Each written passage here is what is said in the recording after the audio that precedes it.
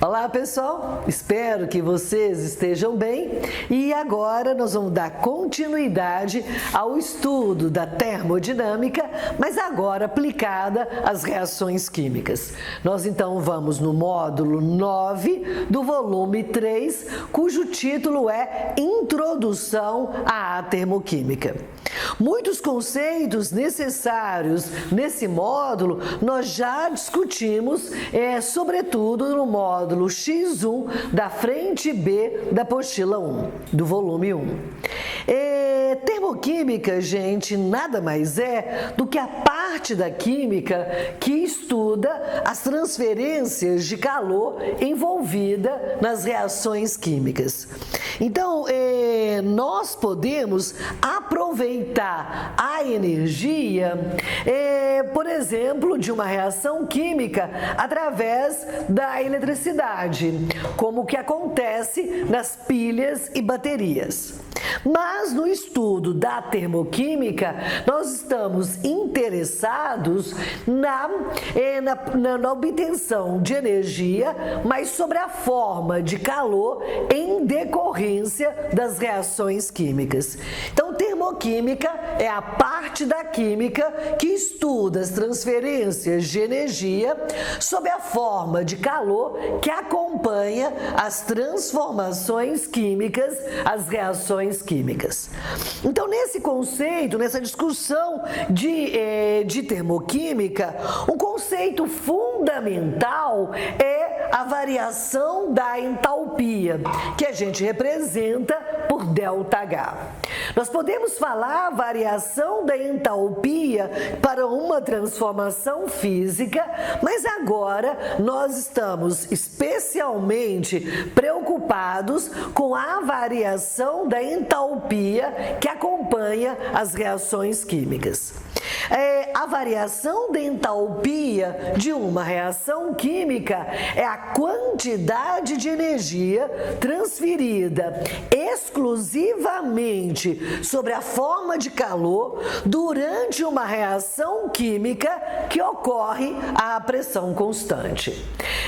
Então, nós vamos definir que as reações químicas, elas estão sendo processadas em recipientes, em locais em que a pressão é mantida constante e aí o processo, as transformações podem envolver energia sobre a forma de trabalho, mas a variação da entalpia de uma reação química é exclusivamente a quantidade de energia que ela transfere sobre a forma de calor à pressão constante. Veja, gente, que é muito difícil uma reação química ter variação de entalpia nula. Em geral, ou a variação de entalpia ela é negativa, significa que a reação é exotérmica, ou a variação de entalpia é positiva, então a reação absorve calor durante o processo, o sistema absorve calor das vizinhanças, mas muito dificilmente a reação terá variação de entalpia nula. Isso porque, gente, de onde que vem essa energia, por exemplo, liberada sobre a forma do calor do sistema reacional para as vizinhanças? Na verdade, durante a reação química, as ligações dos reagentes, elas são rompidas e para isso deve ocorrer absorção de energia. E nos produtos ocorre a formação de ligações químicas e energia então é liberada. Então a variação da entalpia da reação é esse balanço da energia gasta para romper as ligações químicas dos reagentes e aquela liberada para formar as ligações químicas dos produtos. Se uma reação química é um fenômeno que muda a composição da matéria, Então, é claro que ocorreu ruptura de ligações dos reagentes e formação de ligações dos produtos, e como reagentes e produtos são diferentes, essas ligações também são diferentes, e com isso a variação de entalpia, em geral, não é nula. Mas há um caso que é possível sim a variação da entalpia da reação ser nula.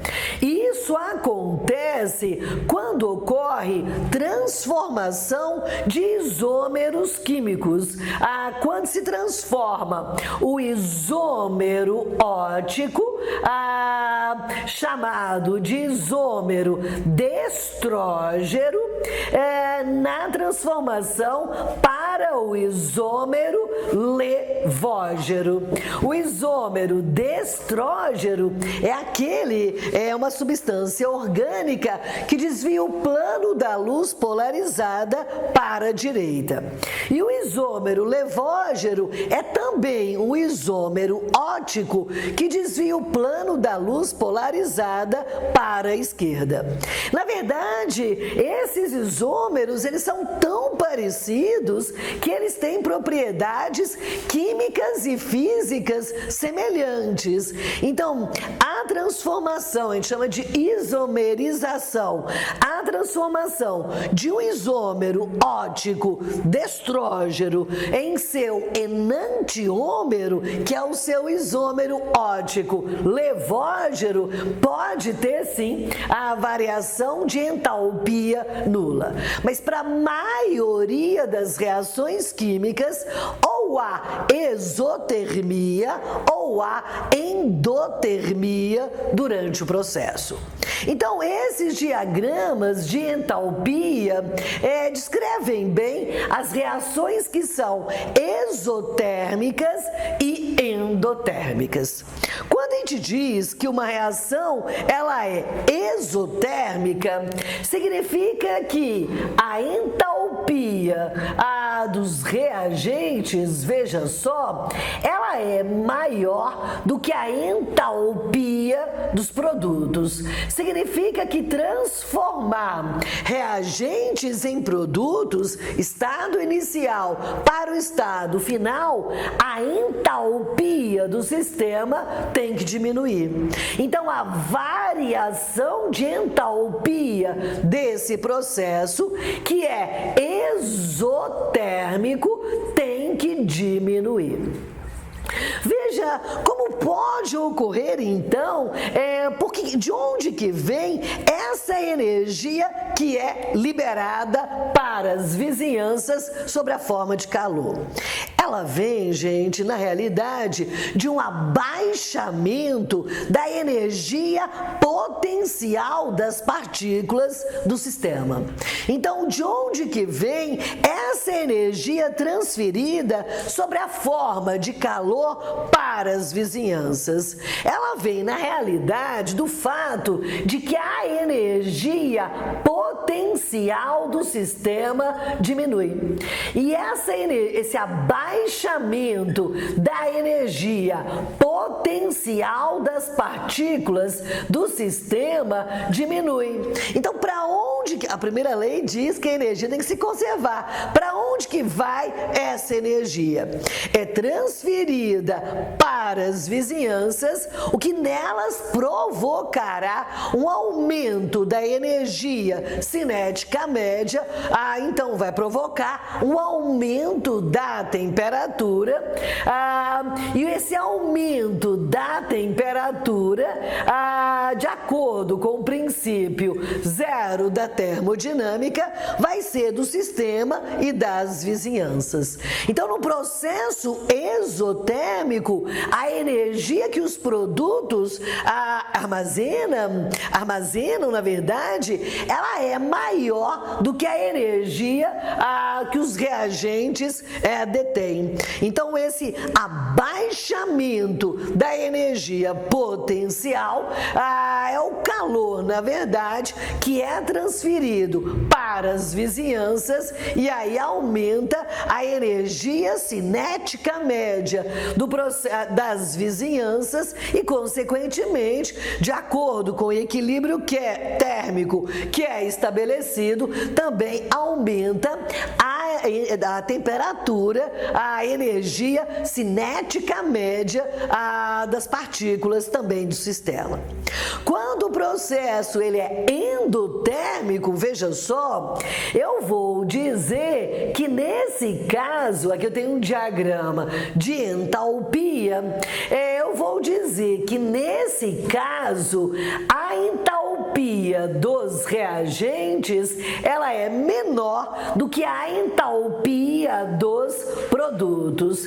E nesse caso, veja só, se aumenta a entalpia do sistema, energia deve ser transferida sobre a forma de calor das vizinhanças para o sistema. Então, quando a entalpia do sistema reacional, da mistura reacional aumenta, diz-se que ocorreu um fenômeno endotérmico.